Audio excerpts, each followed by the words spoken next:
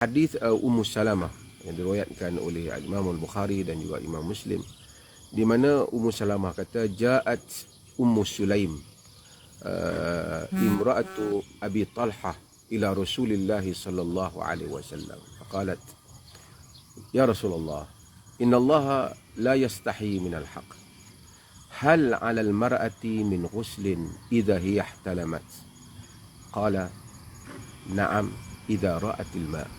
Okey, hadis ni ringkas saja. Kata dia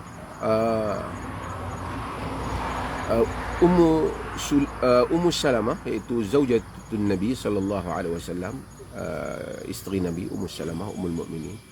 Dan kita kena tengok video saya yang lain tentang huraikan siapa Ummu Salamah ni. Dia kata ja'at Ummu Sulaim, datang Ummu Sulaim. Ummu Sulaim ni ialah ibu Anas bin Malik. Dia yang bawa Anas bin Malik bagi kepada Nabi sallallahu alaihi wasallam untuk khidmat. Siapa dia Ummu Sulaim? Dia kata imra'atu Abi Talha, isteri kepada Abu Talha. Suami dia Abu Talha, anak mereka juga ada nama Talha. Dia datang kepada Nabi sallallahu alaihi wasallam. Dia kata, "Ya Rasulullah, wahai Rasulullah, innallaha la yastahi minal haqq." Wahai Rasulullah, Allah tak malu daripada yang benar. Ni dia punya intro soalan kepada Nabi itu, sebab kerana soalan yang dia nak tanya kepada Nabi ni, soalan ni mungkin agak sensitif pada sebahagian orang. Mungkin orang yang merasa malu bila dengar, tapi Allah tak malu daripada yang benar, kata dia. Kita baca dalam Quran dalam surah Baqarah, Allah kata innallaha la yastahi an yadriba mathalan ma ba'udatan fama fawqaha. Allah Ta'ala tak malu untuk buat contoh seperti sekecil nyamuk ataupun lebih daripada itu. Kerana Allah, sifat haya itu, sifat malu itu ada bagi Allah, tapi yang layak dengan keagungan dan kebesaran Allah Jalla wa'ala. Ummu Sulaim nak tanya satu soalan yang sensitif. Jadi dia kata, ya Rasulullah, innallaha la yastahi minal haqq. Wahai Rasulullah, Allah tak malu daripada yang benar. Kemudian dia kata, hal 'alal mar'ati min ghuslin idza hiya ihtalamat. Wahai Rasulullah, adakah wajib ke atas wanita, perempuan, untuk mandi jika dia bermimpi? Mimpi yang maksud dia ni adalah mimpi yang membabitkan mimpi seks, iaitu mimpi yang menyebabkan keluarnya air mani. Nabi SAW kata, na'am idza ra'atil ma'. Ya, jika sekiranya dia melihat air. Yang ni bukan melihat air mandi, dia melihat kesan air, bukan air biasa ni. Maksud dia melihat kesan air mani pada pakaiannya ataupun pada tempatnya, pada baju dalam dia ataupun pada kain dia, pada selimut dia, pada katil dia. Na'am idza ra'atil ma'. Ya, jika dia melihat air. Air yang keluar disebabkan kerana mimpi dia tadi. Mimpi ni mimpi seks lah, walaupun ihtalamat tu mimpi. Mimpi tu merangkumi semua, tapi tentulah berkaitan dengan mimpi seks. Kalau tidak, dia nak tanya buat apa. Kalau dia mimpi setakat pergi beli tudung ya, ataupun mimpi pergi beli cadar baru, ataupun pergi beli curtain baru ya, mimpi tu tak ada makna. Okey. Allah Subhanahu wa taala tidak malu dalam hal ini, kerana ini membabitkan hukum. Dan Rasulullah akur muqaddimah yang disebut oleh Ummu Sulaim. Hadis ni telah memberikan makna yang besar kepada para fuqaha, kerana di dalamnya ada perbahasan hukum hakam yang berbagai-bagai. Yang pertama ialah perbahasan dalam hukum hakam ni ialah, yang pertama ialah wanita mungkin boleh bermimpi dengan mimpi seks, bukan lelaki saja. Biasanya orang kata budak lelaki yang mimpi, orang lelaki yang mimpi. Wanita juga mungkin boleh bermimpi seks, yang ni boleh berlaku mimpi jima', berlaku pada lelaki, berlaku pada wanita, dengan hadis Ummu Salamah ini. Yang kedua ialah wajib mandi apabila dia bermimpi dan dia mendapati bahawasanya adanya kesan air mani pada pakaiannya ataupun pada katil, pada cadarnya, pada selimutnya ke, wanita itu wajib untuk mandi. Wanita, lelaki, kalau bukan dia wanita, lelaki juga sama lah pahalnya. Dan yang berikutnya ialah hadis ni menunjukkan bahawasanya adanya bagi wanita itu air mani, dan itu masuk tentu ada air mani, tapi sebahagian mendakwa bahawasanya air mani wanita ni tidak kelihatan, hanya dia rasa saja nikmat, dia tidak kelihatan. Hadis Ummu Sulaim ini yang diriwayatkan oleh Ummu Salamah ni menafikan hal itu, kerana Nabi SAW kata, na'am idza ra'atil ma, ya jika sekiranya jika sekiranya dia melihat air, yakni air mani dia lah perempuan itu. Ini menunjukkan air mani perempuan juga mungkin keluar dari, bukan saja terasa nikmat di dalam tubuhnya, dia juga mungkin keluar daripada farasnya dan farjil mar'ah, dia keluar dan kemudian keluar sehingga terkena kepada pakaiannya atau zahir di luarnya. Bahkan para fuqaha menyebut boleh berlaku bukan saja pancutan oleh lelaki, juga boleh berlaku oleh kaum orang perempuan, walaupun bukan semua hal itu berlaku. Hadis ni mendolak dakwaan yang mana bahawasanya tidak kelihatan air mani wanita. Okey, ada beberapa hukum daripada hadis ni. Hadis ni macam heavy lah, macam mana kata Ummu Salamah, tapi ia penting. Pertama, apabila satu orang keluar air mani, kan, saya nak sebelum tu saya nak sebut beberapa hal keadaan hukum dulu. Yang pertama ialah kalau sekiranya satu orang keluar tidur, kemudian dia mimpi. Bila dia mimpi, dia dapati bahawasanya selepas dia jaga, dia mimpi seks, mimpi jimat, dan dia sedap dalam mimpi dia. Dia tengok tak ada apa-apa air di pakaian dia ke, tak ada kesan apa-apa. Dalam keadaan itu dia tak wajib mandi. Itu tak wajib mandi, sebab Nabi kata, na'am idza ra'atil ma, ya jika sekiranya dia melihat kesan air. Satu keadaan yang lain ialah dia tak ingat dia mimpi ke apa, tapi bila lepas dia jaga, dia tengok ada kesan air mani di pakaian dalamnya ke, ataupun di katilnya ke, ataupun di mana tempat dia tidur, tapi dia tak ingat betul dia mimpi. Wajib mandi ataupun tak, yang rajih dalam masalah ni dia wajib mandi, kerana dia nampak ada kesan air mani, dan air mani itu confirm lah bukan air mani orang lain, air mani dia. Kalau dia tak confirm, nanti kita bincang yang lain. Kok dia fikir orang lain punya, kok katil tu 2-3 orang tidur, itu cerita lain. Tapi kalau dia confirm itu memang dia saja yang tidur, air mani itu memang air mani dia, cuma dia tak pasti, dia tak tahu sebab apa, dia tak ingat dia mimpi tak mimpi malam tadi. Dia dalam keadaan itu dia wajib mandi juga. Okey. Keadaan yang ketiga ialah yang of course dia mimpi, dia tahu dia mimpi, dia jaga dan dia melihat kepada kesan air mani berkenaan, maka air mani itu ada, maka of course yang itu sepakat para ulama dengan jelas hadis ini, dia wajib mandi. Kemudian para ulama berbincang tentang beberapa hal dalam keluar air mani ataupun tidur ni. Satu, jika sekiranya tadi dia tidur, kemudian dia jaga, dia tengok ada air mani, tapi dia tak tahu air mani siapa.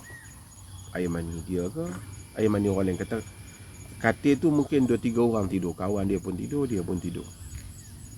Kalau hal yang seperti itu, yang sahihnya di kalangan para ulama ialah dia, itu adalah mazhab Syafi'i juga, dia tidak wajib mandi kerana dia tak tahu siapa punya, boleh jadi dia punya, boleh jadi kawan dia punya.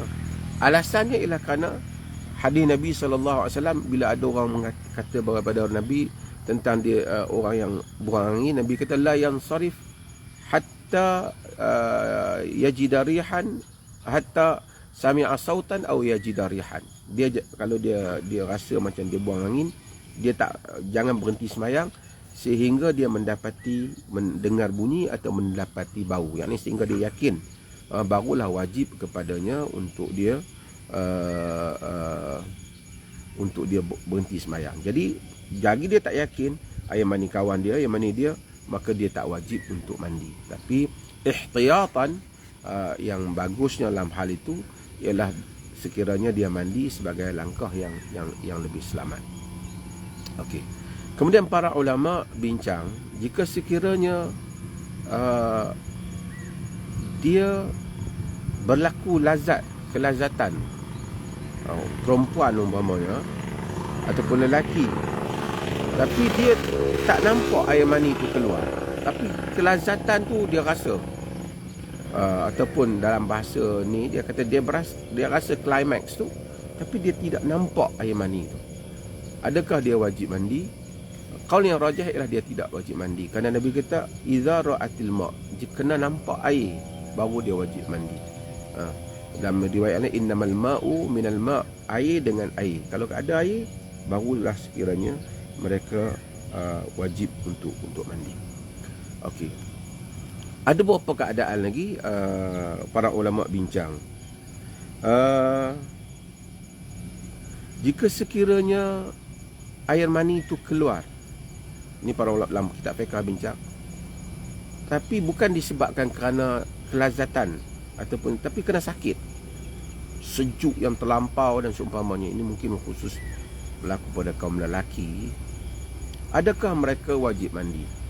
Ada dua mazhab dalam masalah ini. Mazhab yang pertama dia kata wajib mandi, berdasarkan tadi nampak air mani kesan mesti mandi.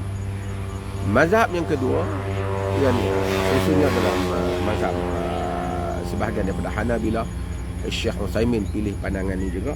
Dia kata tidak wajib mandi kerana air mani ini dia berapa syarat dia. Antara syarat dia hendaklah dia keluar secara dafiq, yakni dia keluar secara ma'in dafiq. Al-Quran kata dia keluar dengan cara memancut. Jika sekiranya tidak ada ciri itu, tidak dia ada lagi dua ciri, saya biarkan tapi lalu dulu.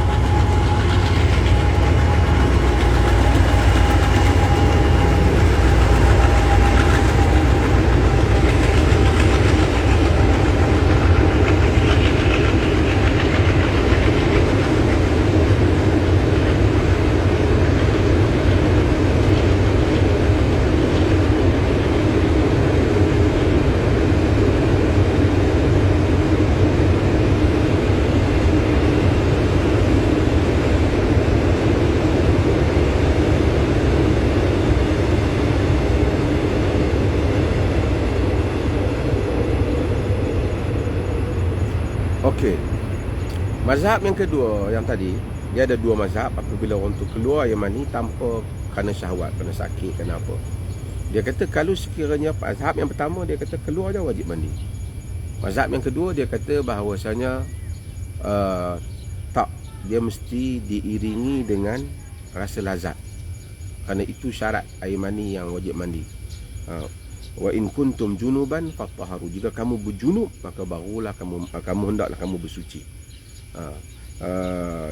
Dan Allah Subhanahu wa taala wa khuliqa min ma'in dafiq, dan dia diciptakan daripada air yang memancut. So dia hendaklah memancut, yakni dia dafqan, yakni air itu memancut. Yang kedua ada raihah, air mani ni dia ada bau.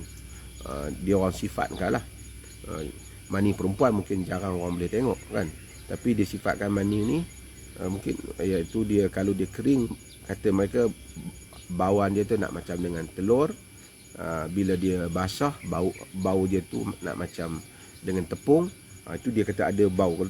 Kemudian futuratul badan, dia lemah badan dia bila lepas dikeluarnya air mani. Ini dia kata ciri. Kalau ada ciri ni dia wajib mandi. Tapi walau bagaimanapun kalau dah tengok air mani itu, yang terbaiknya ialah satu orang mandi dalam hal tu keluar daripada khilaf yang berlaku di kalangan para ulama. Okey. Para ulama bincang pula, jika sekiranya satu orang tu dia tidur, kemudian dia jaga, dia tengok ada air di tempat tidur dia tu, dia tak tahu air mani ke air lain. Dia nampak basah, dia tak tahu nak bezakan. Ini dibincangkan oleh para ulama. Tapi kalau dia jahil sangat, kalau air kencing dia tahulah kan. Tapi tua-tua kencing atas tu adalah juga manusia macam tu kan. Tapi kalau dia tak tahu, mungkin air mani, mungkin bukan air mani. Ada dua mazhab dalam masalah ni. Satu, mereka kata bahawasanya wajib mandi. Kerana selamat. Kerana dia tak tahu, mungkin. Mazhab yang kedua dia kata tak, sehingga dia yakin air mani. Kerana asalnya satu orang tu tak wajib mandi, sehingga ada bukti yang yakin dia wajib mandi. Kalau dia, melainkan dia tu jahil tak tahu apa, lepas tu orang lain cek, orang tahu itu memang air mani. Tapi kalau dia dapat membezakan, dia ada pengetahuan membezakan air mani, tiba-tiba dia tengok yang ni bukan macam air mani, tapi air apa dia tak tahu, dia tak wajiblah mandi. Dia tak wajiblah mandi. Ataupun dia tengok kering dan macam kesan air mani kering, dia tak beza air mani ke air tumpah, dia minum apa susu ke apa. Bila dia tak pasti, mazhab yang kedua tidak wajib mandi. Walau bagaimanapun ihtiyatnya yang terbaik ialah dia mandi, kerana itu akan mengeluarkan dia pada masalah. Tapi asalnya sesuatu kewajipan itu tidak diwajibkan, melainkan setelah kita pasti hal itu telah berlaku. Kerana asalnya seseorang itu dianggap tidak berjunub sehingga terbukti ia berjunub. Wallahu ta'ala alam. Okey, clear ke bahasan ni?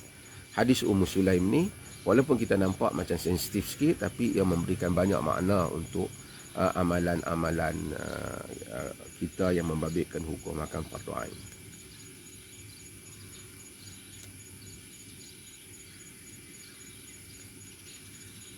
Hingus kot. Kalau hingus dia tak boleh beza peluk. Kita akan ada hadis Aisyah terang bagaimana dia membersihkan mani Nabi SAW di pakaian.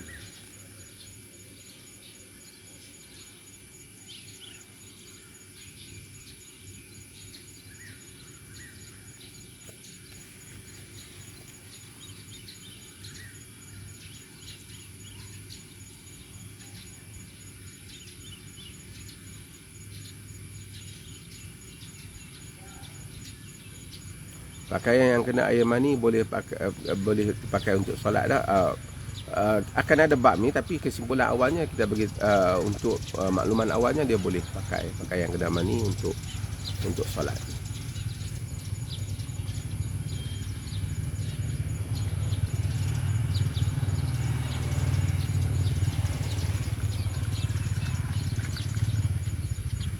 Okey. Tolong war, apa tolong war?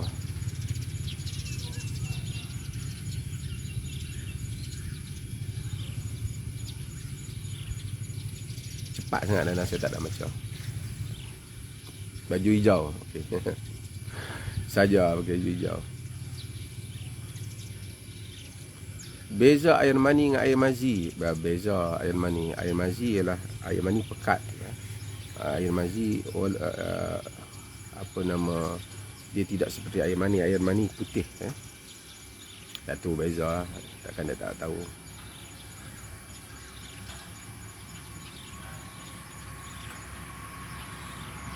Kenapa wanita ada air mani, wanita ada air mani? Benih ni agama.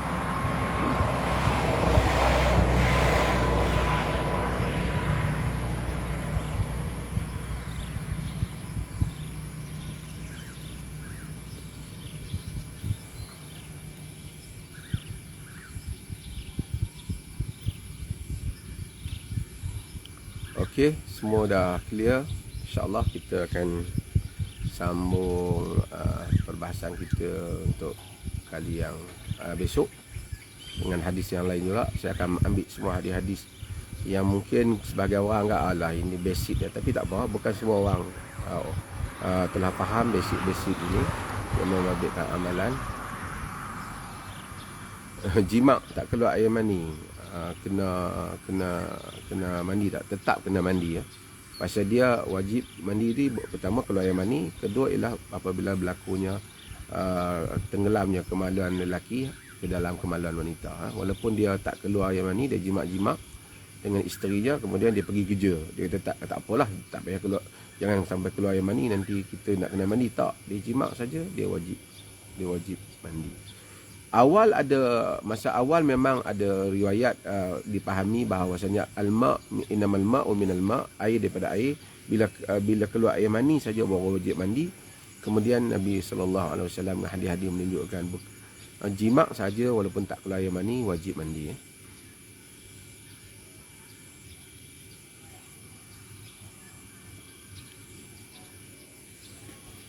Okey, terima kasih banyak. InsyaAllah kita jumpa lagi. Air mazi najis, kita baru ni kita telah bahas tentang hadis Ali bin Abi Talib yang minta Miqdad tanya Nabi SAW, yang Ali kata kuntu rajulan mazza, aku adalah seorang lelaki yang banyak air mazi. Nabi SAW dia minta Miqdad tanya kerana dia malu, kerana Fatimah merupakan anak Nabi yang merupakan isteri dia. Nabi SAW suruh dia ighsil zakarahu wa tawadda, dia basuh kemaluan dia dan hendaklah dia berwuduk. Jadi Nabi suruh yaghsil zakarahu wa yatawadda, dia basuh kemaluannya dan kemudian dia berwuduk. Jadi maksudnya dengan itu sepakat air mazi merupakan najis. Iaitu air mazi dia keluar biasanya sebelum daripada air mani keluarlah, ketika dia kelazatan awal itu. Allah jadikan tubuh manusia begitu supaya membolehkan untuk dia bergaul, suami isteri, persetubuhan dan seumpamanya.